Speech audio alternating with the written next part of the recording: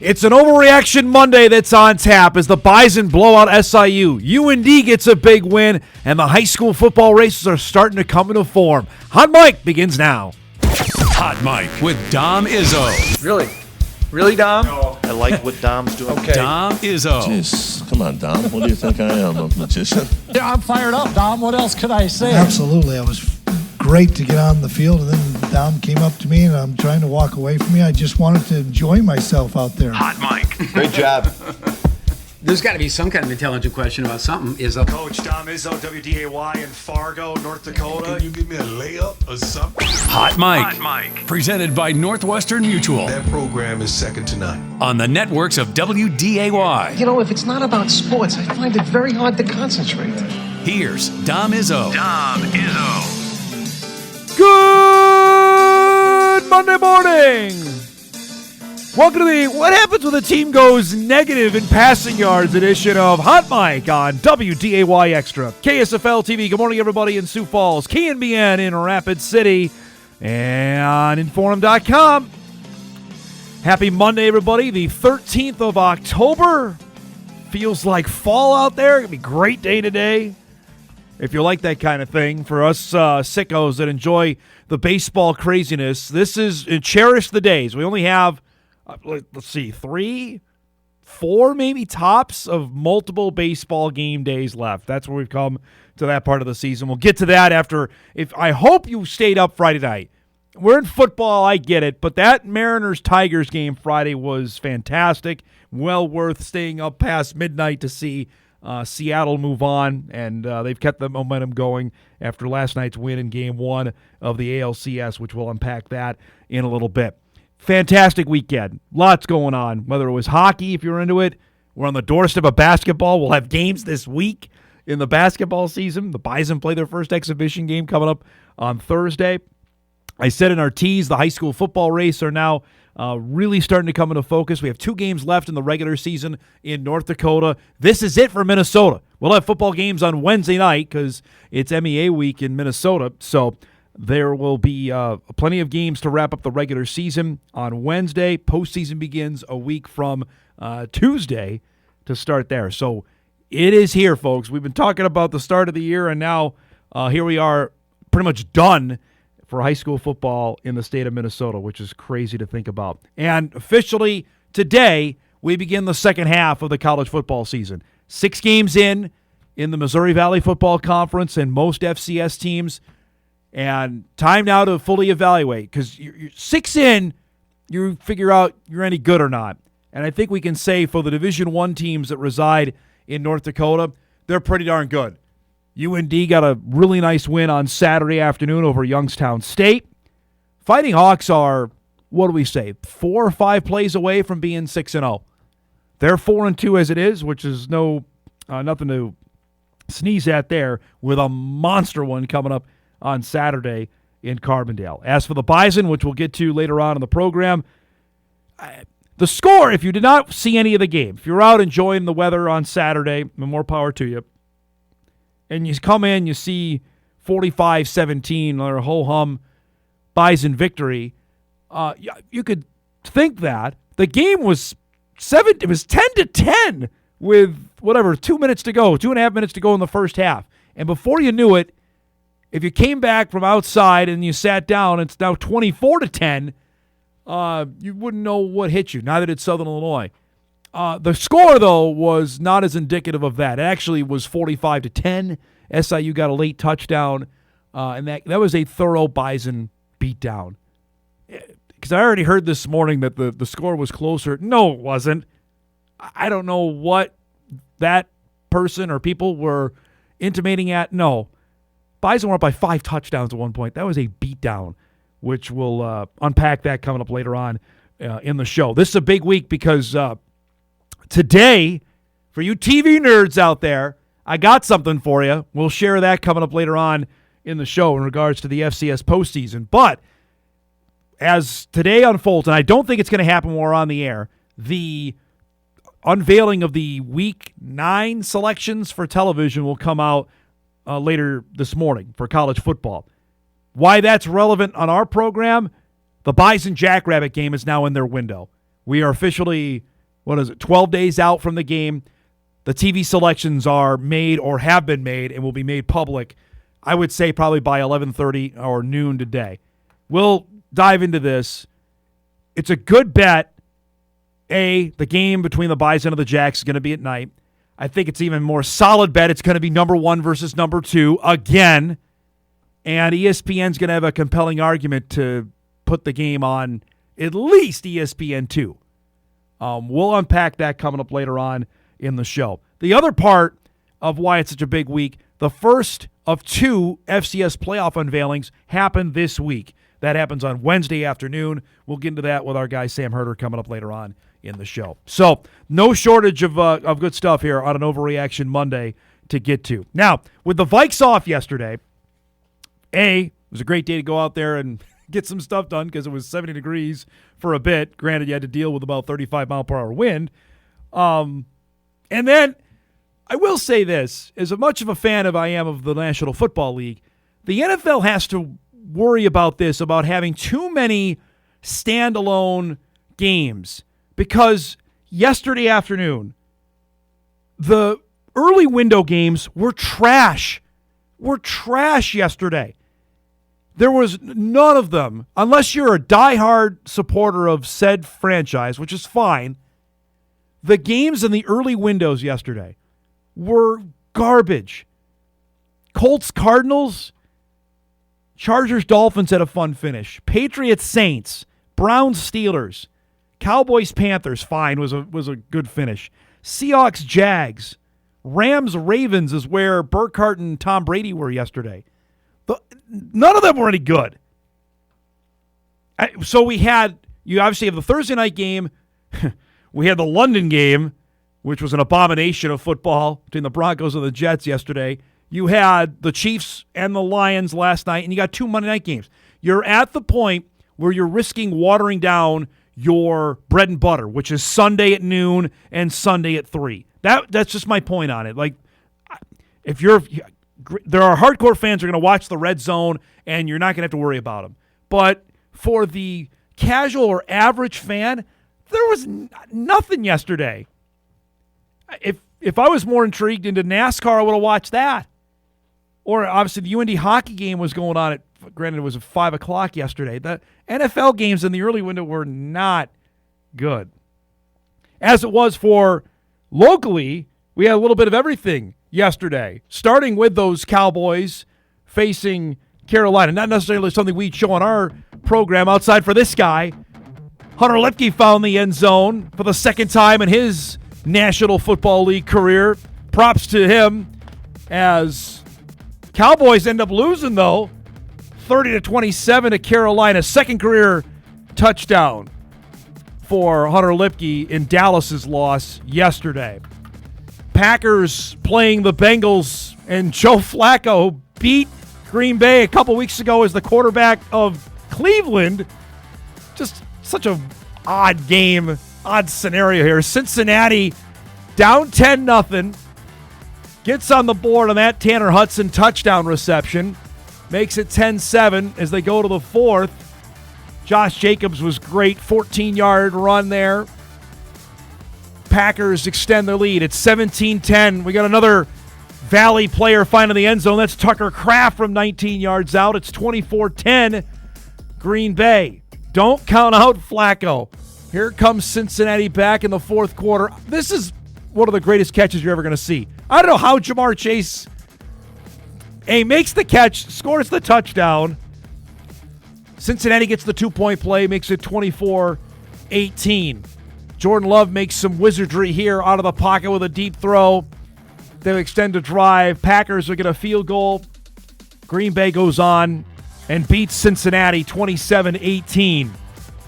Then last night, Lions are facing Detroit in the Sunday night game, which had some theatrics at the end. Detroit takes the lead on this touchdown pass from Goff to Jamison Williams, but then Kansas City. Remember, the Chiefs lost Monday night in a stinker of a game, how they played against Jacksonville. It's 20-10. Here comes Detroit. They'll as they are rallying in the late third quarter. That run from David Montgomery. This catch from Sam Laporta rivals what Jamar Chase did. Watch, in the back of the end zone, he still gets both feet down with one hand. That's a phenomenal play in the back of the end zone. The Lions are right back in it at 20-17. Yeah, Goff was even impressed with that. Chiefs, though, showed some mettle last night. I mean, they're going to get healthy here. Xavier Worthy makes a couple plays. Hollywood Brown was looking vintage last night. I don't know how you stop this. He scores, makes it 27-17, Kansas City. Then at the end of the game here between Brian Branch and Patrick Mahomes, no dap given. Juju Smith-Schuster took umbrage with that. That was a little overreaction from Smith-Schuster. But then you got a whole Donnybrook on your hands at the end of it. He's likely going to, if not fined, or not suspended, certainly fined after what happened at the end of the game. But Kansas City wins to even up their mark at 3-3. 30-17 was the final. So the up-to-date standings in the NFC North after last night's battle sees Detroit still on top, with Green Bay with that tie still sneaking in at 3-1-1. The Lions are 4-2. Obviously the Vikes off, and the Bears playing tonight with Washington. So that's the up-to-date standings in the North. Rest of the scores from around the NFL yesterday. Again, stinker of a day. Unless you had a team that won. Mine didn't. The Jets had negative passing yards. Think about that. Negative passing yards. It's kind of blows your mind even to try and wrap your mind around it. And we got 2 NFL games coming up tonight with Buffalo, Atlanta, and Washington and Chicago. That is where we're at with week number 6 of the National Football League, off and running there. And as I mentioned, it wraps up tonight. Also, yesterday we mentioned the baseball postseason rolling on. We're now down to the Final Four after the thriller on Friday night with the Mariners eliminating the Tigers in 15 innings. If that, again, is not reason enough to get rid of the dang ghost runner in the regular season, because teams didn't know how to manufacture a run. Neither Seattle or Detroit could get a guy home because we're too used to having a guy on second base to start the inning. Granted, there was some dynamite pitching. So Seattle and Toronto. How about that for your ALCS? The 1 and 2 seeds, they were the teams with the 2 best records in the American League during the regular season. They met last night. Kevin Gausman got the start for the Blue Jays, and Toronto gets some defense here as the big dumper thrown out at the plate. It's a great block at home plate to keep it scoreless. George Springer, how many times they did this for the Blue Jays this season? Leading off in the bottom of the first, crushes this as the opening batter of the game. Give the Blue Jays the lead. Celebrate it now, Toronto. I love that place. My son, by the way, said he loves the home run jacket that the Blue Jays tout. Well, they got this guy, though, Seattle. Raleigh crushes this out to right for a home run. 420 feet to tie the game at 1. He gets into one. Those are not wall scrapers. They're going way over it. I can't even get into tell you about this guy. Jorge Polanco was the hero on Friday and was the hero last night. Laces a single to left. That's going to score Julio Rodriguez. Makes it a 2-1 Mariner lead in the top of the 6th. He added another RBI. It's 3-1. Alejandro Munoz in to try and close it out for Seattle and gets the pop out in the infield. The Mariners win it 3-1 the final as they go on the road and beat Toronto to lead the series 1 game to the. Toronto managed 2 hits. They had the home run to start. They had 1 hit the rest of the way. As Seattle now steals home field to take game 1. 1-0. Brad Miller was great. I mean, you think about it, what they did Friday night. They had Logan Gilbert pitch, who's going to start today for them, who never pitched in relief in his big league career. Luis Castillo pitched, their number 1 guy. But this is the best thing about baseball. You got to win the game. It doesn't matter who's in your bullpen. Everybody had to be available, and that was the best part about it. Everybody was, and that they win the game, can't really celebrate too much, fly across the continent. Not a great geographic mind, but Seattle and Toronto aren't necessarily close to one another, and win the game last night. Congrats to them. Game 2 coming up this afternoon. You've got Dodgers and Brewers coming up tonight. Like I mentioned at the top of the show, enjoy it. We only have a handful of days left when we got multiple baseball games on the same day. We're getting to that part of the year. We got a packed show for you here. Our guest lineup is brought to you by Northwestern Mutual on this Monday. We'll do our best of the weekend. We do it each and every Monday at 9:20, coming up in just a few minutes. Our guy Sam Herder will join us at 9:35 to unpack the weekend it was in FCS football. We mentioned the Bison and UND wins. The Jackrabbits took care of business against Northern Iowa. The Montana schools both won. Tarleton won. So the top 5, at least in my poll and I believe Sam's, did not change. We had a couple other upsets. Idaho got beat by Northern Colorado. Think about that. Idaho's out of my poll. Got a couple other teams bubbling up. We'll get his thoughts on who's going to be in that top 10 come Wednesday. That's coming up at 9:35. Our guy Jeff Kolpack will be in as well at 10 o'clock to unpack the Bison victory over SIU. The Bison outscored the 3 ranked teams they just faced: South Dakota, Illinois State, and Southern Illinois, 129-46. Okay, so because I know the Jackrabbit fans were at least hollering at me, so, well, can SDSU at least get some consideration for number 1? No. Not when you beat 3 ranked teams like that. There is a clear-cut choice for number 1. Now, they've got a chance to determine that in a couple weeks in Brookings. If the Jackrabbits win that game, yes, they're the number 1 team in the country. There's not a doubt in my mind. But at this point, on October 12th, and it won't happen, but all the votes should be with the Bison after what transpired over the last 3 weeks. We'll get into that with Jeff coming up at 10. And at 10:35, we'll have our high school football rewind of what happened on Friday. As we mentioned, we're down to the final couple weeks of the regular season in North Dakota, last week in Minnesota, and the races tightening up, certainly in the conference races in the EDC and the WDA. We'll show you that coming up in just a little bit. That and a heck of a lot more here on a busy Monday morning. We're just getting started. We're glad you're joining us here on an Overreaction Monday. We come back, we'll salute our best of the weekend. Shout out to our friends out in Valley City State. What a big weekend for them. That's coming up when Hot Mike returns after this.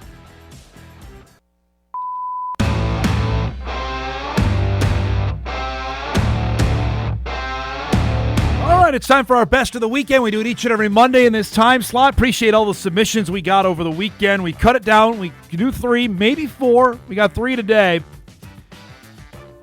We'll start in the Big Ten. The fact I could say that with a local guy, I'm never going to get over that. We've done this before. We had Carter Menz on a couple weeks ago.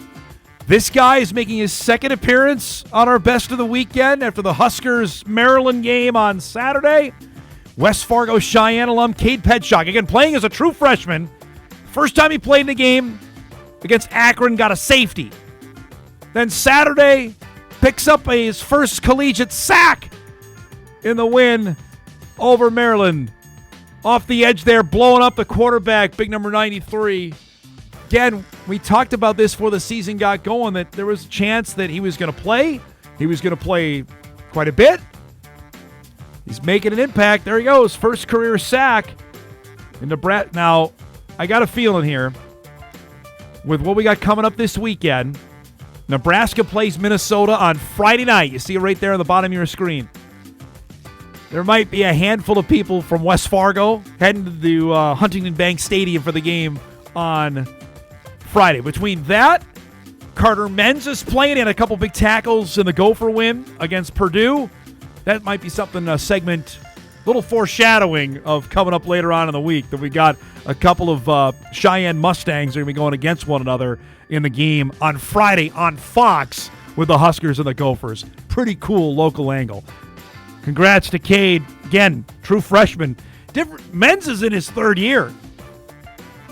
Right? When we talked to Carter a couple weeks ago, Biden is redshirted. Last year got a little bit. Now playing as a 3rd-year sophomore.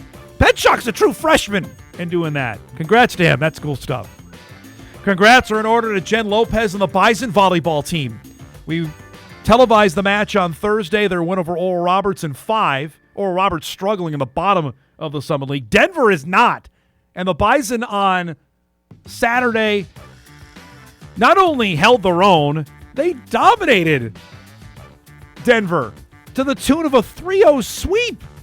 Was following this when we got done with Bison game day on Saturday morning as this match began at 11, and they are humming right now. Ariana Bloom had 10 kills, match best 6 blocks with a couple of digs.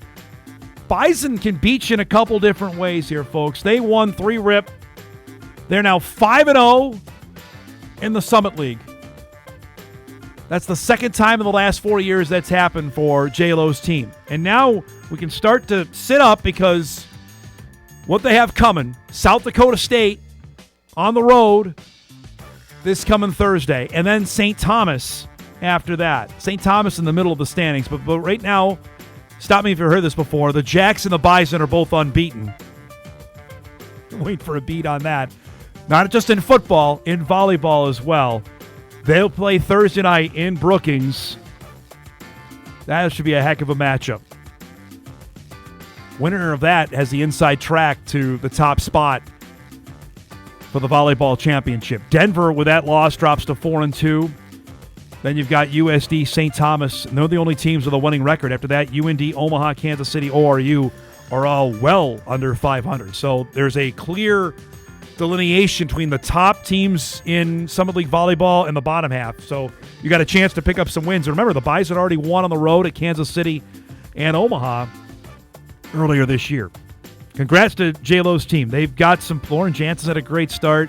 Look for, we got another match coming up October the 21st against South Dakota, which has been pretty darn good in volleyball over the last few years. That's our next Bison volleyball match on Extra coming up October 21. Lastly, on our best of the weekend, so we gave Mayville State their props last week, right here in this very segment when they beat Dickinson State triple overtime. We had Coach Rocky Larson on the show Wednesday after they won. Well, suffice to say, I heard from the Valley City State supporters, which there are many, and of course, in our viewing area that watch my show. It's a hello. We're having a pretty good year. Don't forget about us. Well, here is my comeuppance because VCSU hosted Mayville. Remember the stat that Mayville State hadn't beaten both Dickinson and Valley in the same year in about 50 years. And that streak is going to continue because the Vikings were on point on Saturday. Joey Cave, their quarterback, had not 1 but 2 touchdown passes. Divine Pearson, that's a great 15-yard touchdown run for VCSU. Put them up 14-0 early in the fourth quarter. How about this catch in the back of the end zone?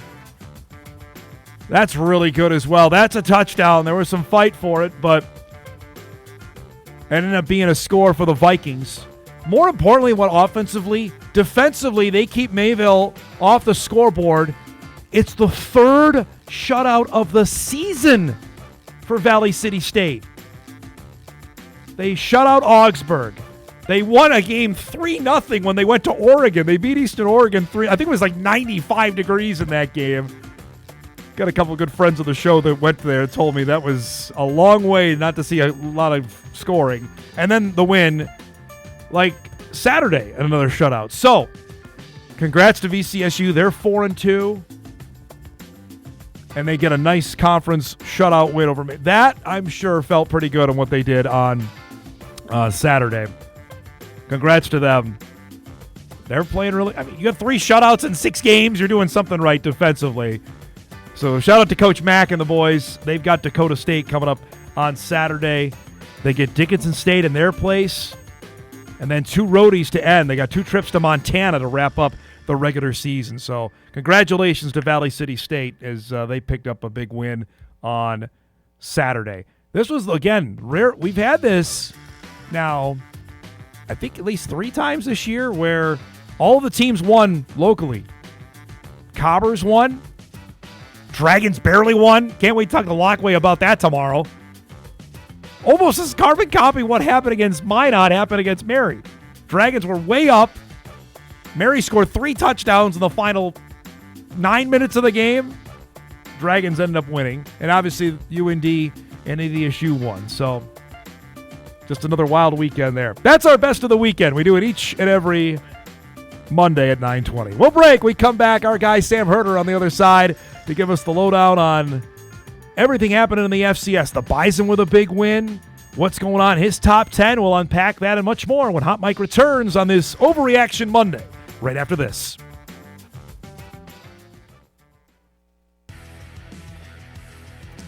Welcome back, everybody. Hot Mike rolls on this Overreaction Monday. Our guy Jeff Kolpack will join us about a half hour. We'll do our high school football recap in about an hour as well. That's coming up later on in the show. We do it each and every Monday to start to unpack what we saw over the weekend throughout FCS football. Our guy Sam Herder joins us from Hero Sports, BetMGM, to unpack the latest weekend as we get set for the FCS playoff top 10 rankings to be unveiled on Wednesday. We'll get to that in just a moment. The question going into this past weekend, I guess, I don't know if it was a statement Saturday, but we're halfway home now, Sam, after what happened on Saturday with most teams playing 6 games. I guess really to figure out who's legit for a chance to make some hay when we get to November. Did anybody else join the conversation after what the results on Saturday, in your opinion? I think we're still with 5 teams right now. I think NDSU continues to separate itself a little bit from the pack. Just to me, NDSU looks like the most complete team. There's other teams where there's different parts of different games where you go, I don't know, but then they come back and play well, like Montana and South Dakota State. I do feel like the last few games, Montana State is really starting to click and looking like another really complete team. But it just feels like you have less question marks about NDSU compared to everyone else. Obviously, the Bison still have to go to Brookings and Grand Forks to really difficult tests, but I imagine the Bison will still be favored going into those games, but still will be difficult road challenges. So I think you kind of have the usual suspects, and then Tarleton State I think is still hanging out there as well. I think they're built to give some teams some scares in the playoffs. I know the injury bug is kind of hitting them right now. They're down there starting quarterback, top 2 running backs, top 3 running backs actually if you want to go back to their week 0 injury. Yeah. So their depth and talent has really showed because they're still winning games despite having a lot of injuries right now. How about on the flip side, I guess pretenders, teams we thought that might have been in the conversation that have played themselves out of it right now?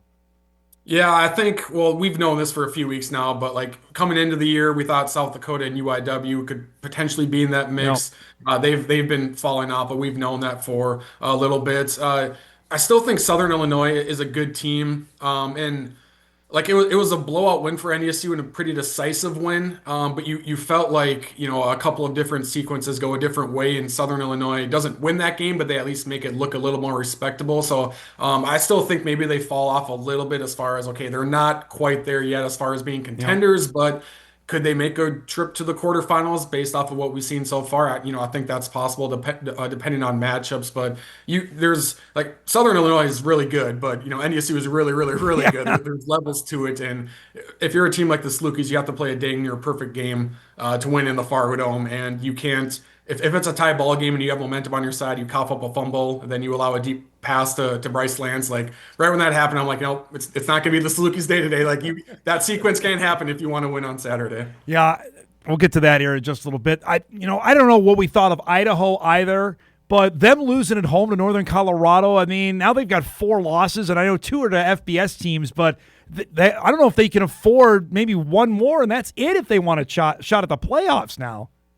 Yeah, I think I dropped them out of my top 25. I don't know. I mean, they could always rebound. They were without their starting quarterback this last weekend, Joshua Wood. He suffered a knee injury against Montana a couple of weeks ago. He's expected to return at some point, but right now, I mean, they probably would have to run the table to for sure get in, and they have some tough contests still to come. And I thought Idaho would take a step back this year, but maybe not as drastic as some people thought, just because they returned a decent amount on the offensive line, really good running back room.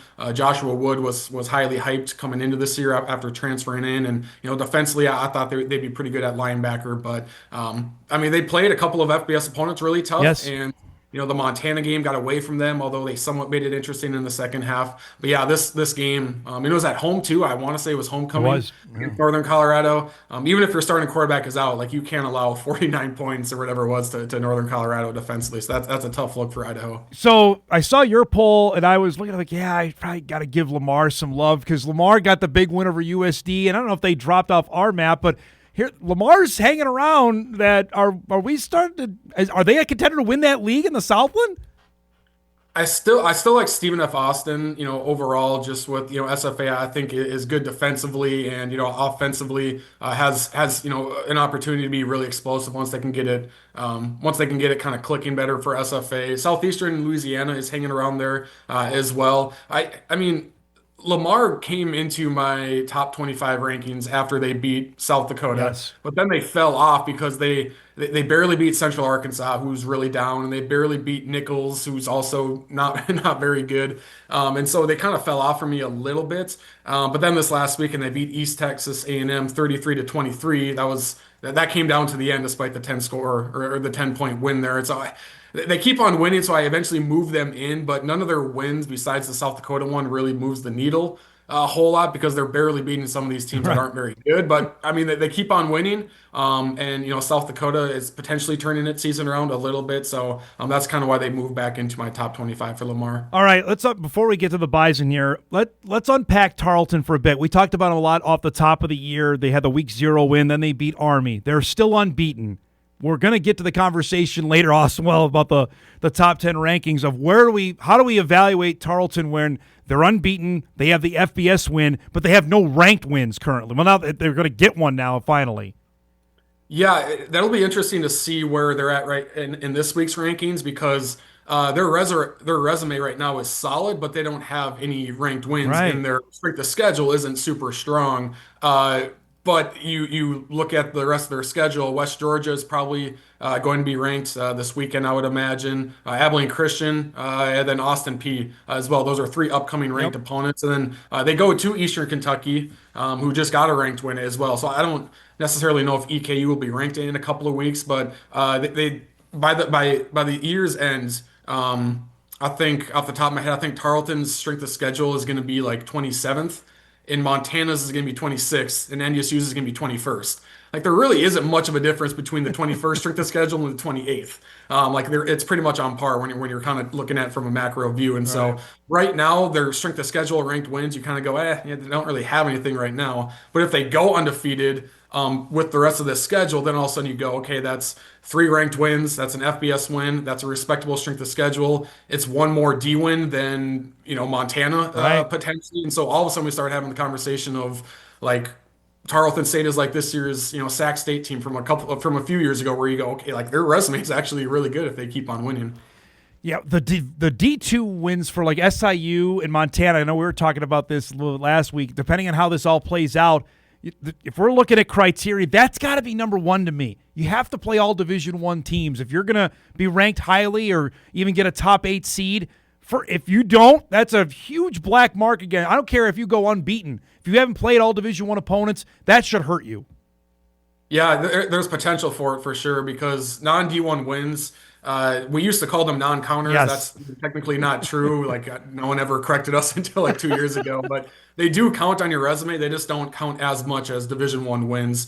So if you're 12-0, if you're a 12-0 Montana team, for example, just to make it easy, you're 12-0 in the eyes of the playoff committee, but they might compare your 11 D1 wins to Tarleton's 12 D1 wins. And that could be, when we're talking 1, 2, 3, 4 playoff seeds, those small details, all come into play, whether it's margin of victory, number of D1 opponents you play, number of D1 wins, ranked opponents, like all of those small details can really, separate yourself. And so, yeah, I do think that is a factor, and you want to play as many D1 wins or D1 games as possible to strengthen your overall resume.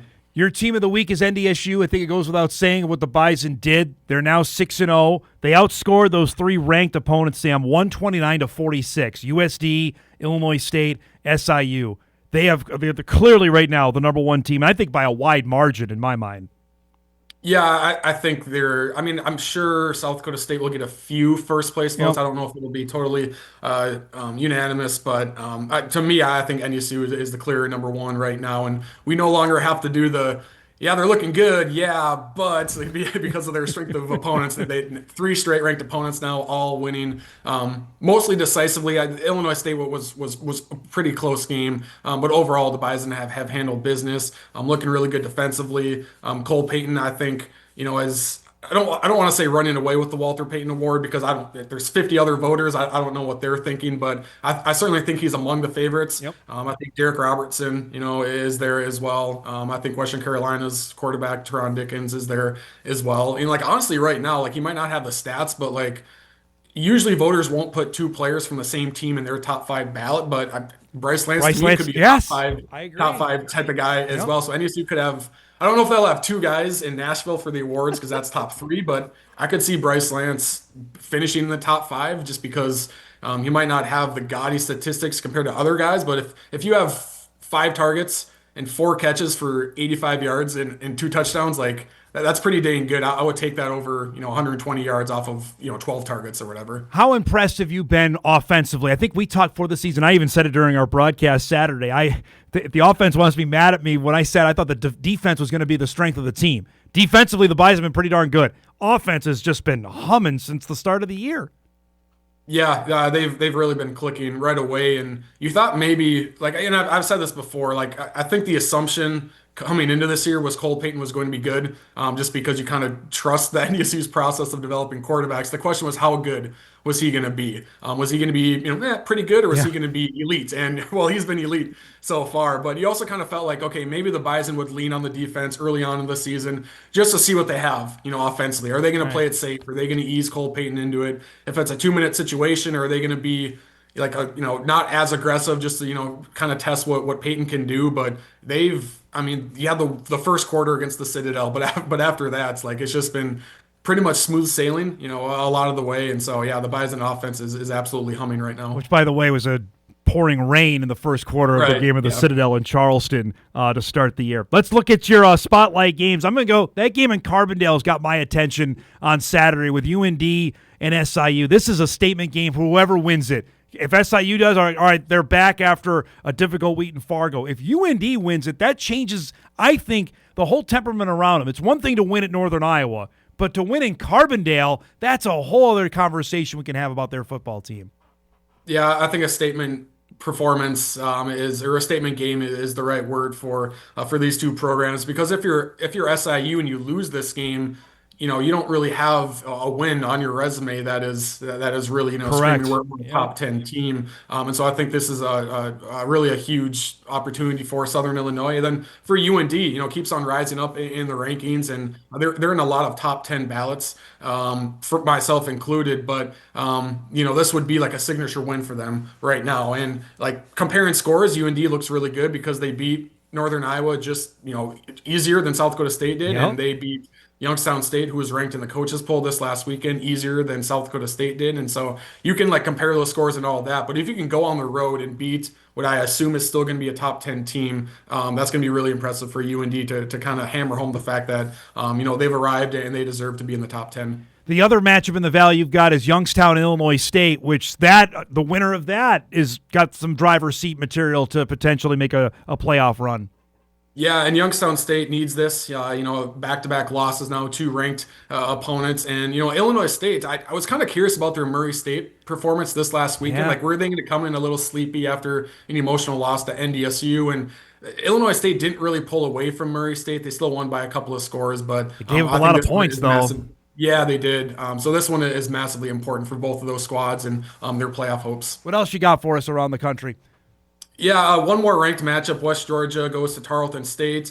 West Georgia started 5-0. They're now 5-2, two straight losses. I think the FCS needs injury reports. I know they're not going to do it because their head coach, West Georgia's head coach, at the start of last week said, "Yep, our starting quarterback, he's going to be good to go. He's going to be fine." and then he doesn't play at all. So it's like, well, I picked you guys to win because I thought your starting quarterback was going to be in the game, but he wasn't. But he might be back. We'll see. Tarleton State, they're also down to their backup quarterback. I think Victor Gabalis is close to returning. So we'll see if they can get the health bug kind of back on their side for Tarleton State. And then one more, UTRGV goes to Lamar. UTRGV is pretty decent. Yeah. In their first year as an FCS member, winning record. We'll see if Lamar can keep on winning. We talked about them, how they're undefeated versus the FCS. A lot of close wins against not very good opponents. That USD win is still looking really good, but I think it'll be a challenge for them to in this game. All right, before we go, you did a whole feature on Rio Grande Valley. Give us the lowdown on them. They're a brand new FCS team of granted, they're in Texas, so you have to imagine that much like Abilene, much like Tarleton, that success may be there in the not-too-distant future. Yeah, so they are the University of Texas, Rio Grande Valley, UTRGV. So they're in the University of Texas system. So they got money. They have really, really nice brand new facilities. Yeah. They have a stadium that used to be a soccer stadium, but they bought it. So it's theirs now. They've sold out their season tickets. They've sold out all of their suites. And they're in an area of the country where, and this is weird to think about because it's Texas, but they don't have another Division I school or a Division I football program within a 3-hour radius of them. That's I think wild. UIW is the closest team, and that's San Antonio, which is 3.5 hours away. So if they got the fan support, they'll be able to recruit there. They could get some FBS drop-down guys that want to return, back home to that area. So I think they have the potential there, the resources, the talent, the location, fan support, all of that to be, a really, really good team. And they are playoff eligible this year, I believe, because they're not technically transitioning. I don't think they'll be a playoff team, but I do think they've had a promising start to this year. Yeah, they have 3 non-D1 wins, so they're going to have to do something crazy here the rest of the way if they're going to even get on our radar, which is a perfect segue. Wednesday, we're going to get our first look at the top 10 playoff rankings. I believe, you correct me if I'm wrong, there are 7 new members on the FCS playoff committee. So this is our first of 2 to get a window of what the committee looks like, how the team is looked for the top 10 at least halfway through the year. Yeah, I believe it's like 6, 7, 8, something around there. So there's more new members than returning members, and it's an 11-person committee now with the Ivy League having a representative. I believe it's the Princeton's AD who's the representative for the Ivy League. So yeah, this is going to be a good glimpse of how they're viewing teams right now. This is a snapshot of the season, so it's not projecting ahead. So it'll be interesting to see what they do. I mean, do they put Tarleton State ahead of Montana? Both teams are undefeated, but Montana has a couple of ranked wins. Montana also has one less D1 win. Tarleton State has an FBS win. In Army, I think it's 3-3 right now, so like they're actually pretty decent. So it'll be interesting to see what they do there with their top 5, and what they do with like a Southern Illinois team who has 2 losses compared to a Monmouth team who has no losses versus the FCS. So I'm glad they're doing 2 reveals. Because I think last year they only did 1, and that was before the Dakota Marker game. So it was almost useless because it's like, well, some of the biggest games still have to happen. So I'm glad they're doing a second one, which will be in like early November, I want to say. Because I would say do it after the Marker game. Wherever it is, do it after then, because then we have a clearer understanding. You want to know where you sit, to me, going into the final week of the season. I think it's unfair if we don't do one then, so teams can actually gauge, like, all right, if we win, we're in the postseason, or if we win, we know we're going to be a top 8 seed. That, to me, is a better gauge than now in the middle of October. Just my 2 cents.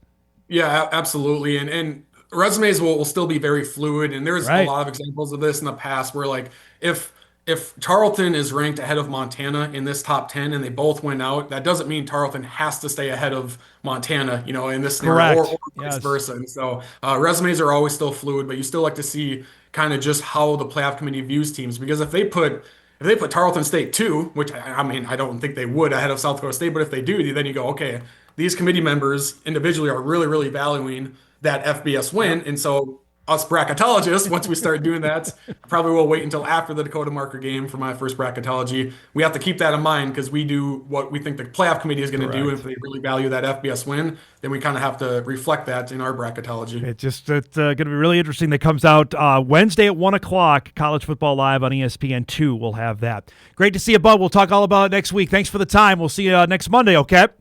Okay, sounds good. Thank you. There you go. Sam Herder joins us each and every Monday at 9:30 to unpack the weekend that was in FCS football and look ahead to what we got. Again, the playoff top 10 rankings Wednesday afternoon at 1 to see who's in that top 10. And got a couple of their text messages in before we go. Tarleton has no wins against a winning team. We were talking about that. Tennessee Tech is also unbeaten. Combined wins of opponents is 3. I think the Golden Eagles are in the Ohio Valley. That's the same league that produced SEMO and Tennessee State, who the Bison dismissed with prejudice. They're 6-0. Again, great. You've won 6 games. You beat nobody. That's something for the committee, and I know there are new members in there. You got to look at that. You can't just, they're unbeaten. They got to be good. Because we got a ton of people that vote in the poll like that. It's not how it works. At least it shouldn't. We're overdue for a break. We'll come back. We'll get caught up. We'll wrap up our first hour. Jeff Kolpack coming up to start hour number 2. We'll chat about the Bison big win. Look ahead to the trip to the Hoosier State. The Bison are taking on Indiana State this week. That's coming up when we come back.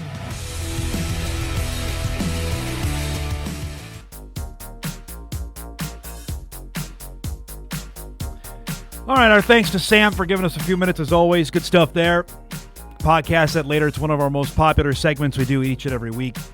Got a couple emails coming in I want to get to before we wrap up the first hour. This going back to this weekend. Dom, I just want to say to the WDAY team that broadcasts games and calls them a big hooray. You all do such a great job, exceptional work. Watching Tarleton State feed tonight on ESPN Plus, it's terrible. Watch the SoCon games on ESPN Plus, and they're almost unwatchable. Praising you guys all for what you do. It's so good. That being said, how do we take teams seriously from these other divisions? It looks like high school video. Anyway, tell everyone thanks and great work. Appreciate that. Again, it depends on what staffing is that goes into these. Some are literally students that do the broadcasts, and as I can remember, is doing collegiate broadcasts, which at the time I thought we were doing awesome work. When then you actually look at it professionally, it's like, that's night and day. So some just don't have the resources either to do what we're doing. What we do at this level is what Group of 5 productions are. If you go watch Boise State, you go watch App State, you go watch James Madison, what they have, and I think we have better because we have the first down technology. We've got the first down marker on the screen. We got almost double-digit cameras at some games. So, I mean, that is this doesn't happen in this division, which is we want to be out in front. We're covering the number 1 team. Our broadcasts should be reflective of that, and they are. But I appreciate that email. Let's do one more before we get out of here because I appreciate that because I wanted to spike the football a little bit after what went down in Normal last week. Dom, make sure we're giving some attention to Park Christian. Park Christian football's having a dynamite year. We had Matt Bosch on the show, their head coach, I want to say 3 weeks ago when they're off to their good start, and we'll be keeping our eyes on that. Appreciate the emails. We'll get a few more coming in before we wrap up the show. We'll break. We come back. Jeff Kolpack around the bend. We'll recap the Bison victory over SIU and look ahead to this week's road trip. First time going to Indiana State since 2022. That's coming up when Hot Mike returns after this. This is Hot Mike. Hot Mike. On the networks of WDAY. WDAY. Here's Dom Izzo. It's that time. An author. Offensive production, number 1. Number 2. I forgot. Golfer. It'd be like going on a 3-person best shot, and we were saying, Kolpack, you got to make a 25-footer every time. You wouldn't putt first. I'd have Tim putt first. And one heck of a TV personality. This game is for the Cooper Cup. It's the Forum's Jeff Kolpack. 4! I should have yelled 2. All right, here he is, our guy, Jeff Kolpack. His appearances are brought to us each and every Monday by Northwestern Mutual. Great to see you, my man. How you doing? 1 second. What's up?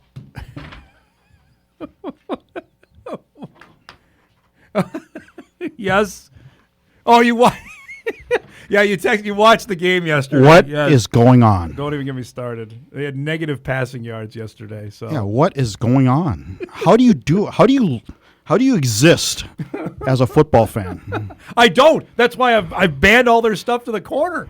It's when you think terrible. It can't get any worse, it gets worse. I know, it's terrible. So, and I just read now Garrett Wilson has a knee injury, who after he was chewing out the head football coach, which he should have because they couldn't do anything. It's not good right now. How you doing? Good. You? I'm all right. Getting ready for another big week. We got the playoff rankings coming out on Wednesday. I don't know how much we'll glean from that, considering it's before the Dakota Marker game. I know there's another one coming later in the year, which is probably the one that we'll pay attention to, as we're going to do our first bracketology coming up on Saturday to get ready for now the stretch run. We got 6 games to go. I don't mind the rankings coming out now so much. I think the second one should come out before the last game of the regular season. I'm with you there. Instead of 2 weeks before, just so it adds a little more drama to that last week. You know where you're at. You know where you have to juggle if you're 9 or 10 and you're trying to get a top 8. So the latest poll just came out before he came on. The Bison got 55 out of the 56 first-place votes out of the stats poll. It's better than what it's been. Yes, so I would say that is about as they changed a couple people's mind here. And that was my first thing I was going to say to you. How, I guess, authoritative or how defining of a performance was that Saturday to get people to say, all right, that was about as dominating a game as the Bison had Saturday. So the last 2 wins have been against top 10 teams, and I feel like that just doesn't register? Yeah, it's not really a big deal anymore because it's really your top 4 or 5 that are, and they've separated already, in my opinion. Oh, yeah.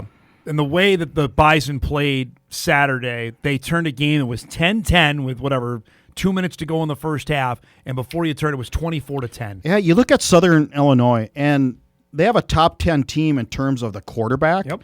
I thought their receiver, Vincent Davis, was a top 10 team type of guy, and maybe a couple other players, but defensively it just didn't feel like. We talked about that before the game. This is not a defense of a top 10 team. No. And you look back to of yesteryear of SES when more of these programs are here, like JMU and all those guys, they had top 10 defenses. And I'm not seeing that this year. No, that was something, again, trust your eyes, when we saw what Indiana State did to them the week prior. Like, all right, SEMO put some stats up on them too. Like, that's disconcerting, and that came home because no matter – take the turnover part out of it, they still didn't stop. They stopped the Bison twice in the first half was when we saw Pickerton. We didn't see him the rest of the game after that. Yeah, one I think was when Peyton tripped. Yes. He was open, and that would have been a first down. Yep. So I just it's just the same old FCS feeling to me that it's just, after the top 4 or 5, there is a clear divide. All right, we have a new segment we're starting this week because the Eric made a dynamite graphic for us to I use. gotta see this. So we're doing Kolpack's 3 stars after it's like each hockey. and every game. I know. Yeah. Well, you're that big a deal, so you can do that. So you can go ahead and give us what you got for your 3 stars this week. Okay. Should we start at number 3? It doesn't matter. You go whatever order. Doesn't matter I think. Okay, let's just start with Keenan Wilson. He's my 3rd star. Okay. I thought he, in retrospect, made the play of the game when he popped the ball out of the quarterback, and the game was tied 10-10. Southern Illinois was driving, and here he comes. That's the first play he made with him and Logan Larson that's one of his combining on tackles the for loss. sack. Yep. But you go with DJ Williams here, and I just thought Southern Illinois had the look of somebody going down to take a halftime lead. And then, they were moving and again. then Williams scrambles, and I don't know if we'll see it, but you will after this play. And Wilson knocks it out. Here it is. Boom. That's such a look at. They were on the doorstep to taking a halftime lead there. The Bison recover, and then they go the other way, thanks to Bryce Lanson. So there's my number 3 star. Okay, number 2 you have is Cole Payton. Yeah, just because he's Cole Payton and he's what he's doing. Still number 1 in the country of all Division I quarterbacks with Pro Football Focus rankings as far as college performance by quarterback, and that includes everybody, Ohio State quarterbacks or whatever. Efficiency, it just continues, makes right decisions, and this is a play where you go, this is a little different. I mean, look at that. Number 3, you might want to know that this guy's a little fast and take a little better angle. I mean, and here's another one too. He gets another 6-7 yards just by leaning forward. That run he had for the touchdown, gets another one. And that throw to Reese Kessel was right on the money. He read it perfectly. Read it perfectly. He's just been even better than what you could have hoped for if you're a Bison fan, knowing full well that we're wondering about his ability to throw. It's been answered unquestionably. And I'll say my 3 stars, Bryce and Cole, 1A, I guess. I don't know how you separate them, but again, Bryce just had a game difference play at the end of the first half with that long 48-yard reception. And then here's the first play of the game, of course. Again, I wrote about this, and it's Christian Watson. I mean, you're dead on about that, by the way. He may not be as fast as Christian Watson, but he's pretty close. And it reminded me of the 2019 playoff game against Montana when Christian took the jet sweep and just blew by everybody. This was the play at the end of the half right here. And the Bison didn't even take a timeout. Think about that. They recovered the fumble that Keenan Wilson forced. Then they go down the field in 58 seconds and score a touchdown. Here's what I like about his reaction. Okay, he's down. It's not like looking up the crowd. Look at he gives it to the ref. We got to go. Where's the next play? And here it is. And then what's the next play? It's a touchdown. So and that's the mature receiver there. Not when he caught a long pass, wasn't doing anything to the crowd or whatever. It was like business, man. Where's the next play? So the question to me, the stats aren't going to be overwhelming yet. But we're going to have the conversation not only about the quarterback, but the wide receiver, I think, is going to have to generate some Walter Payton conversation as well. Yeah, how do you separate them, I guess? So I would go to the quarterback just because he has the ball more right now. It's just the way it is. Bryce's per-game stats of what he's putting up, I mean, he combined for 154 yards Saturday, had 2 touchdowns. Just like what Watson did breaks the game open. Just that's – I know it's – I can't discount what you're saying. Yeah.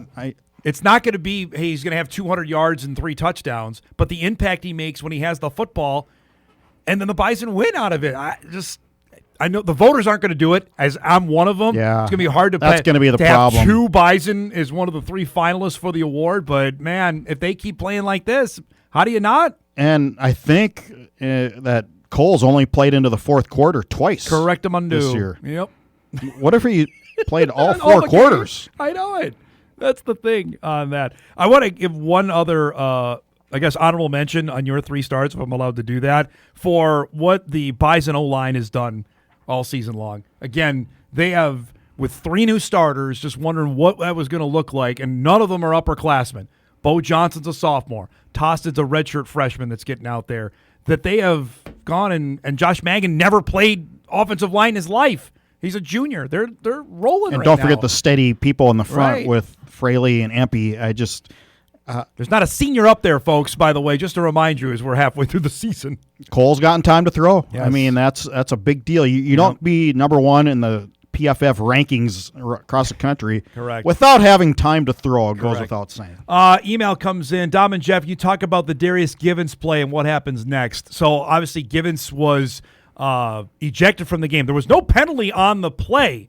That was a booth call down to the field to say that when we saw the initial hit, I grimaced because that might be, and we got the replay of it, and then they called down, and obviously they signaled for targeting. Mm-hmm. Now there's a new part of this, Jeff, that the teams can file an appeal, which I'm assuming has happened or will happen today, to send it in to see if he can actually play in the first half. Because as it stands now, Givens could not play the first half on Saturday. I looked back at it yesterday and looked it over on the replay. I thought that was targeting. Yep. And I don't expect it to get overturned. If you overturn that, then, boy, that leaves a can of worms. That was clearly targeting. Now, that being said, you missed the first half of the Indiana State. They're pretty deep. I mean, you got players back there with Crumby, just veteran guys that I don't think missing the first half against Indiana State will be the worst thing in the world. Right, you'd hope not. I was trying to think back because I wrote this in the Sunday Slants column last night. The last targeting I remember was Jabril Cox. We got ejected. Yeah, I don't remember. Yeah, I think you might be right on that. He got ejected late in the game. It was a blowout. They were beating Northern Iowa. He got ejected, and remember he had to sit out the first half of the Marker game in Brookings the following week. But I think that goes to the larger issue that with pro football, NFL starting it, that college football has picked it up, that addressing the overall issue of concussions has been a really big success. Yep. Now, when we're having trouble figuring out when the last time that was 8 years ago, targeting was, that tells me that the coaches have been teaching it, that they've been emphasizing it, that player safety has been an issue that's worked. I think hockey needs to figure that out with checking from behind. And I've said that on this show. That needs to be, checking from behind is dangerous. That needs to be, and as a former youth hockey parent, I can attest to you that I saw some collisions that just made me almost cry. That's not good. That they need to don't do this 10-2 or 10-2. Make it you're out that game. If you get a checking from behind, you're gone that game, and you're gone part of the next one or the next game. Yeah. Another email comes in. It's okay. Can you guys now fully evaluate how good this Bison team is halfway through? I guess I'll toss to you. What do we think? We're halfway through the season now. I don't see a whole lot of difference from last year. Do you? I think they're better defensively. Well, I had that stat. Yeah, than they were last year. I'll give you that stat that I threw out on our pregame show on Saturday. Yeah. Through 5 games last year, Cam Miller and Cole Payton were identical stats. Both had 9 touchdowns, 0 interceptions. I think Cole threw for 30 more yards than Miller did at that point last year. Their completion percentages were almost identical. No. They are the same guy. And whoever saw that coming? No. I would. When are we going to start talking about Cole Payton being an NFL prospect?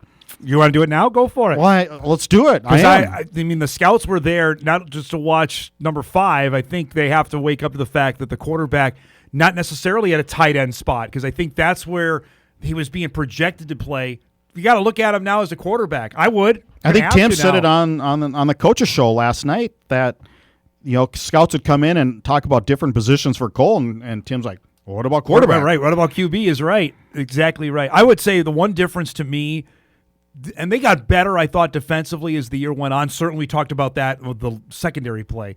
They've been on point, I think, almost from the get-go. And I know quality of competition in the first 2 games, but they shut down SEMO's electric guys. They certainly didn't let L.J. Phillips was the talk of FCS after he ran for 300 yards. He had 68 or something. He did nothing against the Bison. Illinois, Sobkowitz got open a couple times. He was it. Illinois State didn't do anything. And then we're talking about DJ Williams. Had a pretty pedestrian game. His other touchdown came against the Bison backups. Boy, Donovan Wolin was pretty good against Southern Illinois, too. He was just so active and around everything. That one series where he made a difference on every play. Yes. All 3 straight plays. That's what we're talking about. That guy's wingspan. He joined us on the postgame show afterwards again. That's a guy you cannot account for, especially against a guy like DJ Williams. I don't know if it's an even matchup, but he certainly can counteract what DJ Williams does. Yeah, and let's not discount what Logan Kopp's done. He's just been so steady. Staling's been really good. Really good. Yep. That to me that's been. But the emergence of Keenan Wilson up front, it's really softened the blow of losing Cody Heisman to the portal. God, they could be better than last year. Could we be talking about that? Well, let's see. You got UND and South Dakota State coming up, and that's the big difference. Right, and that's the big difference of the 24 schedule to the 25. Obviously, both those games are at home. You got to go to Grand Forks. You got to go to Brookings. That's a big deal because you look at the last 6, right? You got Indiana State this week, at the Jacks, home for Youngstown. We'll see, but they'll be favored by 2 to 3 touchdowns against Youngstown State. At Grand Forks, and then the last 2 are Northern Iowa and St. Thomas. South Dakota State and UND, we believe, will be top 10 teams. They'll be top 5 teams when they play. Yeah. So that'll make, 4 opponents right. NDSU will have played who are top 10, top 9 or right. 8. So, I mean, if you do that, there's no equivocation there. I'm going to say this about defense. We'll see when it's on the road. That's when you really need your D to shine. You're absolutely right. When you're on the road against those kind of teams. UND has the biggie, and we talked about this with Sam in the first hour. Then we'll go to break. They've got to go to Carbondale this week. They get that one, then we're having a different conversation about UND's football. It's one thing to win against a bad Northern Iowa team on the road. Yeah, that's SIU season. Correct. This week. That's a big – and then they still have to go to Vermilion as well. UND has never won in the Division I era down in Vermilion. And then they have the Jacks and the Bison after that. So all the heavy hitters for UND are still to come. And remember, the Jackrabbits have the Bison at home, but they got to go to Vermilion too. No matter what USD is at, that's a rivalry game, man. They're going to take that one seriously. And Illinois State at the end of the year plays South Dakota State. Where's that game at? That game's in Brookings. That's the biggest difference there. They got to go. The Jackrabbits have the trip to Murray this week, and it's a night game. Oh, man. I know. Good luck to everybody down there for that one. Let's break. We got a bunch of emails coming in. We'll have Kolpack field them as we come back. Yeah, you can go ahead and toss it. Back on Hot Mic right after this.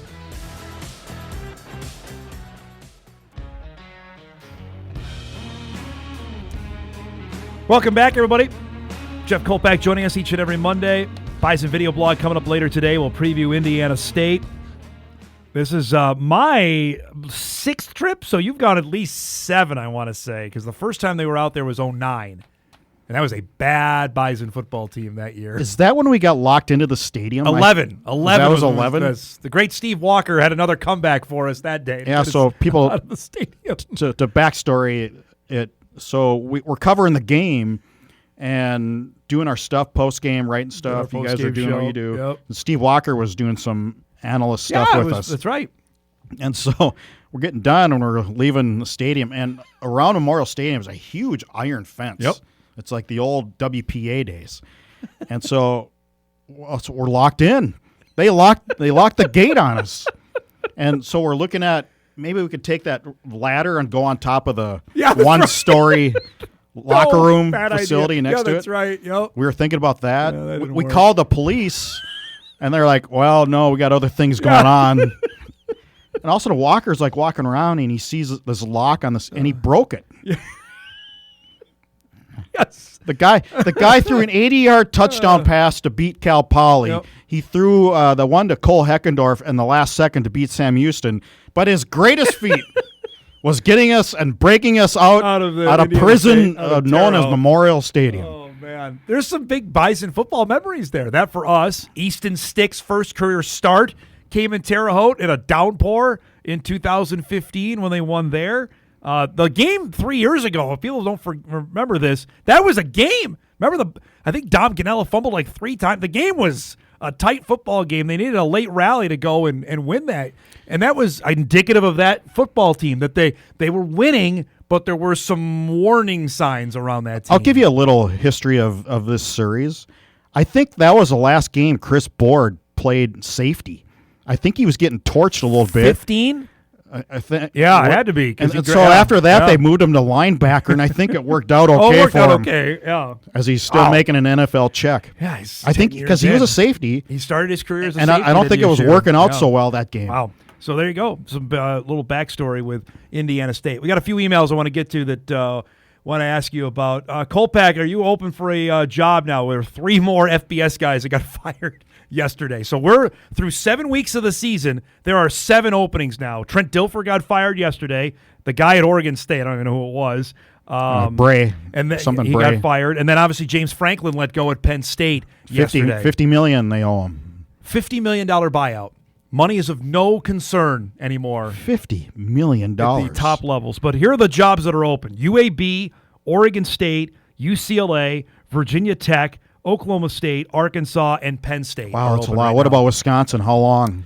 Well, losing whatever they did by $1 million to Iowa, so that's adding up on there. There are going to be more. That's the thing, and to take it here locally, if you're looking at the head football coach at North Dakota State, he's 20-2. Well, you don't take anything. You don't take UAB. You don't. No. Yeah, there's jobs you just don't take. I mean, I'm not so sure you take Oregon State. Virginia Tech, you take.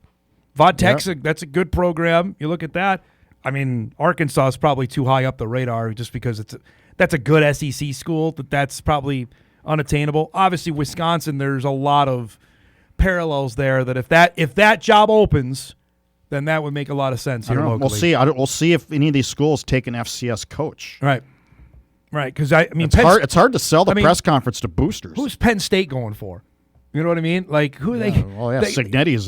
That was my next point. So Kurt Cignetti, whose dad and him were both Pennsylvania legends, but Indiana University of Pennsylvania. But he's 64 years old, so there's that. Yeah, but he's winning at Indiana, as McFeely brought up to us yesterday. He's winning at Indiana. Yeah, that's the biggie on that. Eric throws out Matt Rule. Matt Rule can't. You got to win at Nebraska first before you get to Penn State. He's 5-1. You got to beat somebody.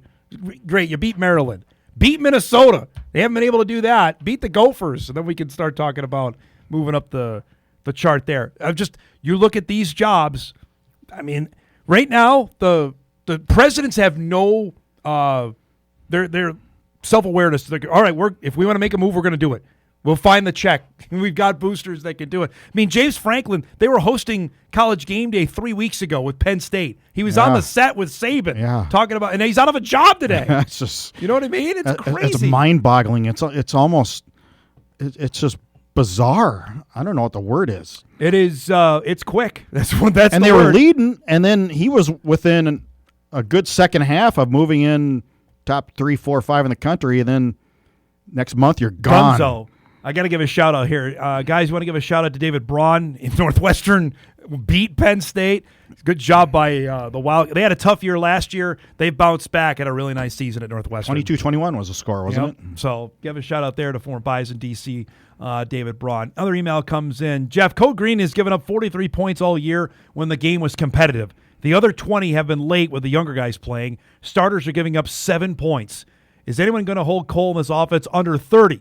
Peyton's numbers will be better than Trey's in 2019 and Cam's last year. He's only played one full game. There's somebody who's doing some research. Right? There you go. I mean, that right there, you read that, you give that to the voters, then it would be a slam dunk. Can you send me that? I need to hire this person. I'll forward that up to you. As a frequent viewer to our show. But that should be taken in context as well. That the defense, I mean, the Southern Illinois touchdown was against the third stringers at the end of the game. And they had their starters. DJ was still in the game. And same with the USD game. Bowen was still in when it was 51-6 or whatever it was. Like, so they get a touchdown on the board against the Bisons. It wouldn't look as bad. Nathan Hayes comes in and goes 3 for 3, and now look at his stat. Nathan Hayes has played 5 games. The Bison have played 6. The backup quarterback has played in 5 games. That is outrageous. Remember the Craig Bull days when you'd never stick his backup in? Remember we'd be up there like, hello, game. Craig, it's 41. Would never get in the game. 41-7. Maybe put in number 11. I think he knew exactly what he had. That was long before the era of the portal where you have to worry about. Think he was hiding them? Those kind of worries would come in there. Let's do one more. Talking about the playoffs. Jeff, how many Valley teams will make it in this year? Well, we know the 2, NDSU, SDSU. UND's well, in the whole in. context of FCS, 5. I think that's a good number. I think SIU will make it. I think the Salukis will. They're still 4-2. So that leaves between Illinois State and Youngstown State, who play each other this coming week. Yeah, I guess maybe that'll go a long way. Yeah, Youngstown's got to beat somebody. You know what I mean? Yeah, like I said on the pregame show, I don't think they've had a big win. Maybe end of 22 when they had to beat Illinois State or Southern to get in the at least playoff potential there. They just haven't won big games over the years. You think South Dakota has the horses to make it? Because USD has won now a couple in a row. So looked pretty pedestrian against Indiana State. Right, you watched the majority of that game. I know before kickoff. I watched most of it. That was a 19-14 USD win. Then they gave up 5 sacks to Indiana State. I mean, they still have to play the Jacks and they still have to play UND. And I know both those games are in Vermilion, but I'm not on board with that. Nope. I'd say you're right. I think 5 is probably the number on that. And if you know what, if you're not going to take an extra Valley school, take another Ivy League team now. It doesn't help that you got your doors blown off by NDSU. Right. Correct. And you lost to Lamar. Yeah. And I know Lamar's better, but don't do that. Also, quick shout out before we go. Northern Colorado won at Idaho. Did you see that on Saturday night? I saw that. I'm out for the Bears. They should have beaten USD. They could have a winning record right now. When's the last time Northern Colorado had a winning record in football? Well, Ed McCaffrey, right? No, he lost. Oh, he lost. Ed Lamb is Ed Lamb is the job. McCaffrey he was at Southern Utah, though. He was. So yep. Maybe he's turned it around. Wow. Northern Colorado is good in football. Mr. Ed. I knew it was somebody named Ed. Great to see you, bud, and we'll see you this weekend. Sounds good, Don. All right. Jeff Kolpack joins us each and every Monday. His appearances are brought to us by Northwestern Mutual. We'll break. We come back. We'll do our high school football rewind from last week. Some dynamite games and some important performances. We'll highlight those when we come back.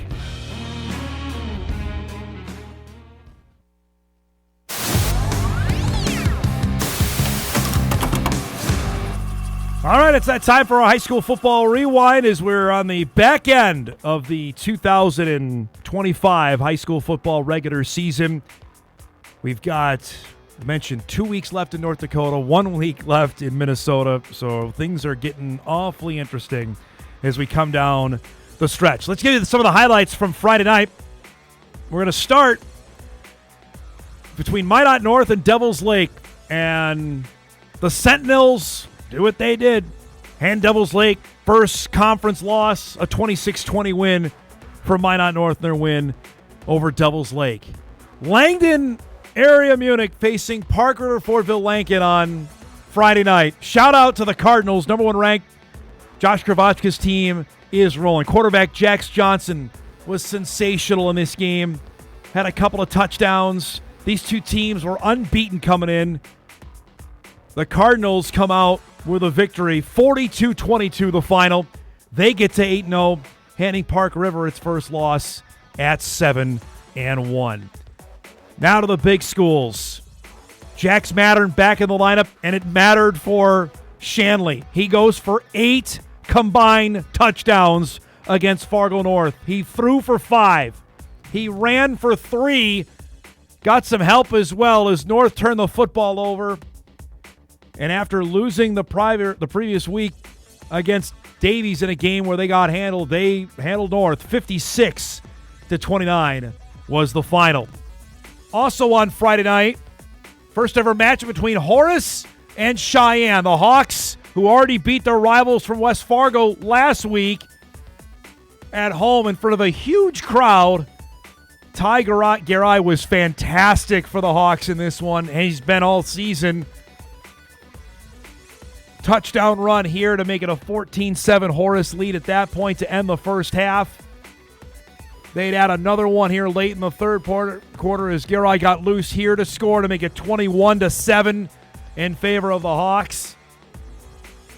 They would cruise after that as they win 28-7 over Cheyenne. They got another trophy out of that one, so they win both rivalry games against the Packers and the Mustangs. They stay in first place in the EDC in 3A.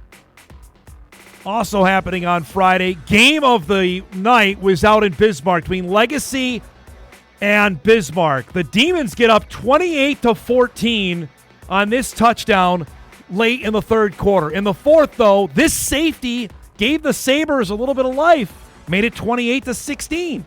Legacy's back in it. Brody Weigel hits Jack Julson for a touchdown. Wait a minute. Julson, of course, that's the MSUM commit. All right, Sabres are hanging around. It's 28-23. Oh, under 2.5 minutes to go. This is a bullet to Julson in the back of the end zone who makes the catch. Legacy has the lead now at 29-28. Now with 40 seconds to go, though, the Demons drive down the field. That ends up being your game winner. A touchdown pass to Najee Boyd with 38 seconds to go. Legacy had one last chance, and a good one into the end zone that was knocked away. And Bismarck hangs on and wins it 36-29, the final.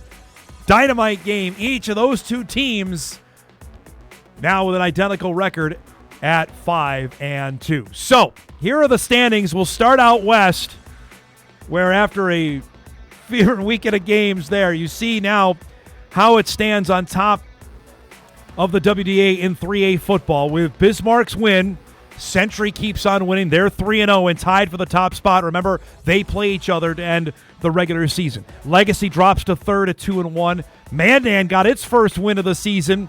They hold the final playoff spot now at 1-2, with Minot and Williston each at 0-3. Meanwhile, in the EDC in 3A football, everything is what we thought it would be heading into the final 2 weeks, and everybody plays one another.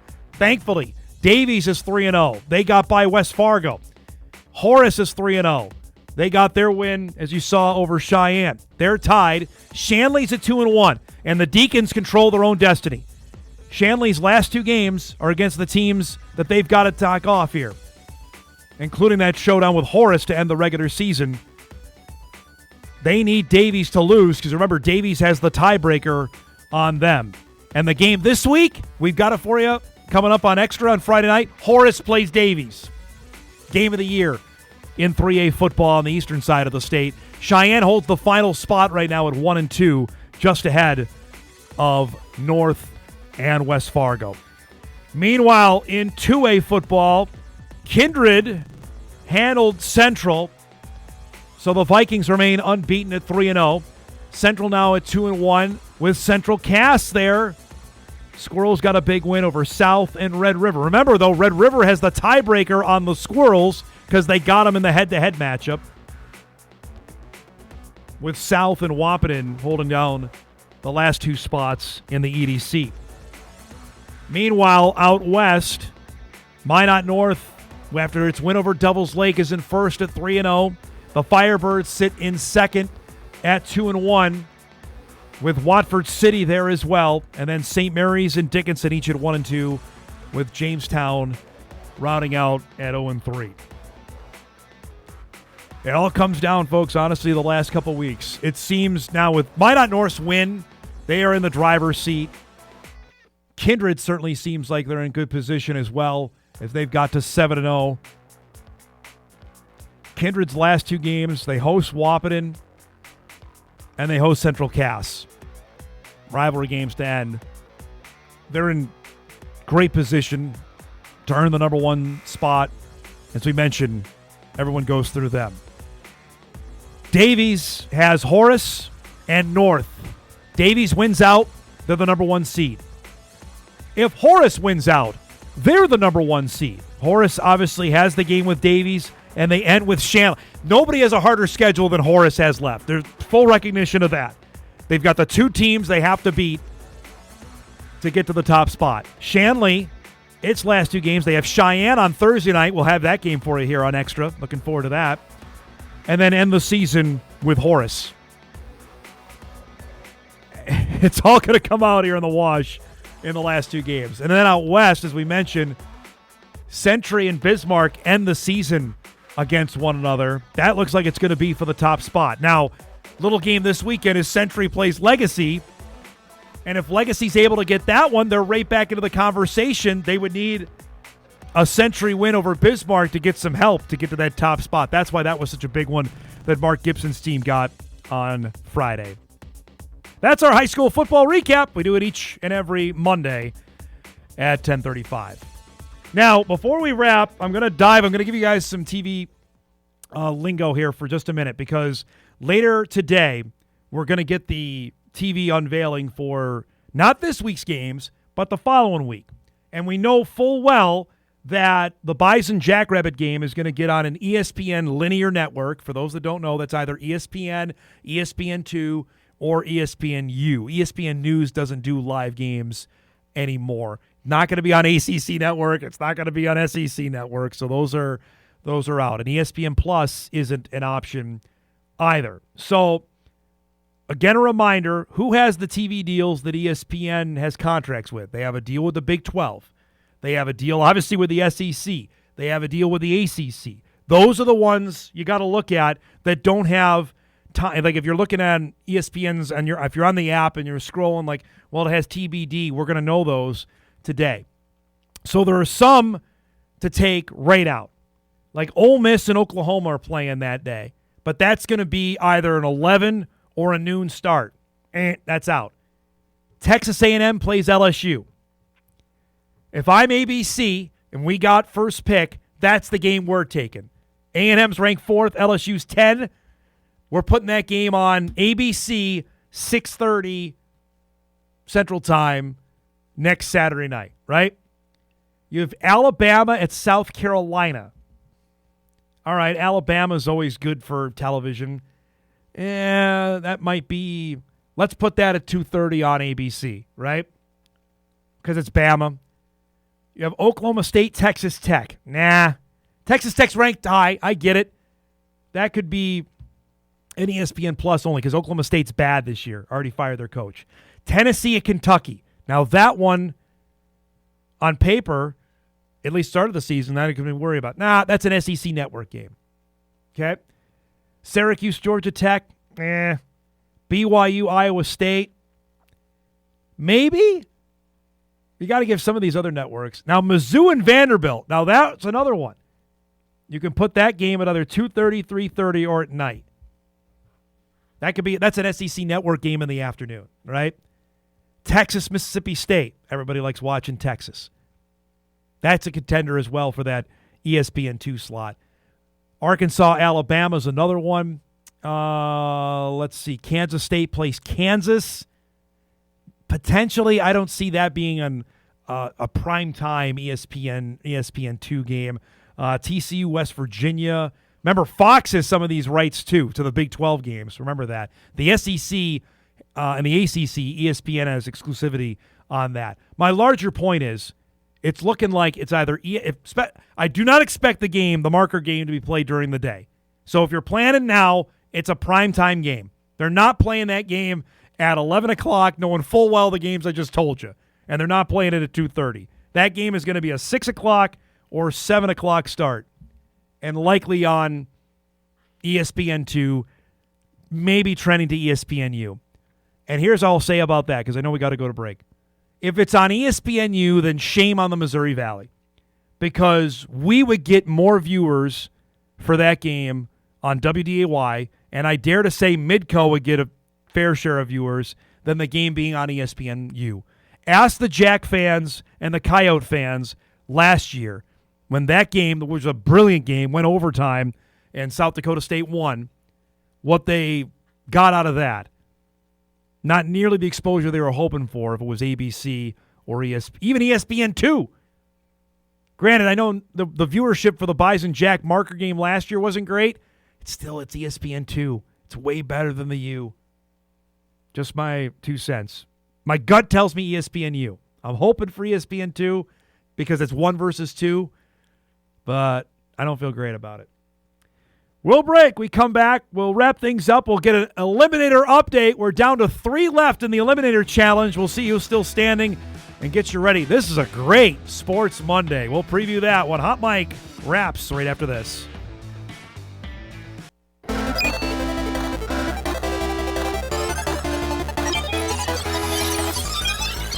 All right, that music means it's time to update our Eliminator standings, where, as we look today, everybody made it through. Matt had the Packers, who beat Cincinnati.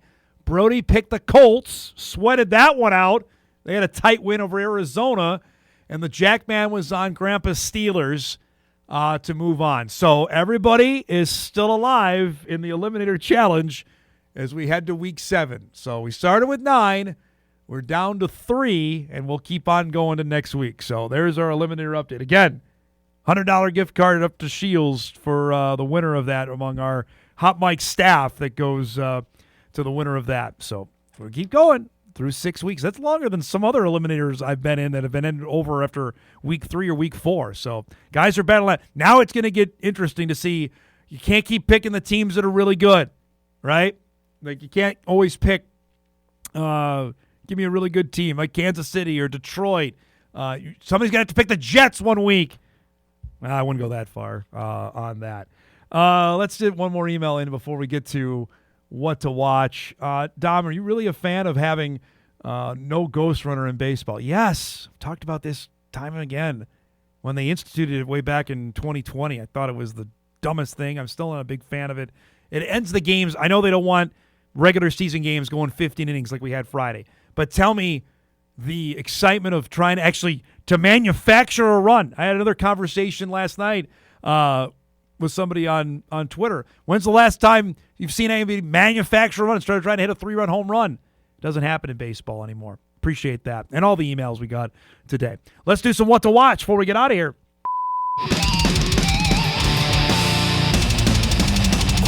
What to Watch is brought to us by Northwestern Mutual. Late email in, by the way. Dom, you better include Montreal, Ottawa today. It's Canadian Thanksgiving. I did not. I neglected that. I forgot.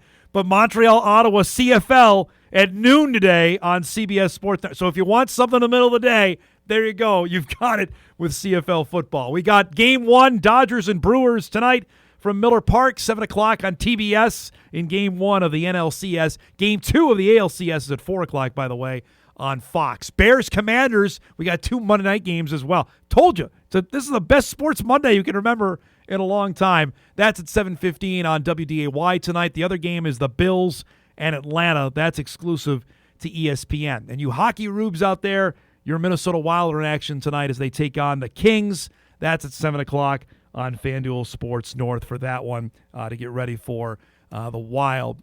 That's a pretty good graphic there. Who put that one out? Is that the Brewers? That's MLB's official account with Vince Scully and Bob Uecker on that. 2 of the all-time greats with that one. Of course, the Brewers had their thriller over Chicago on Saturday for them to get through and win in the division round. So that's the matchup here. Either way, for baseball, you could have Toronto Dodgers, interesting. Seattle Dodgers, okay. Toronto, Milwaukee, that might get about 8 people to watch. Or Seattle against Milwaukee, which is ironic because the Seattle Pilots moved to Milwaukee to become the Brewers, and then the Mariners were born. That one I would like. We got to roll. Thanks to our guests today, to Sam Herder and Jeff Kolpack. If you missed any of the show, you can podcast it later today at Inforum.com. You can watch a full replay on WDAY+. Enjoy your Monday, everybody. We'll see you back here tomorrow on Hot Mic. Thanks so much for watching.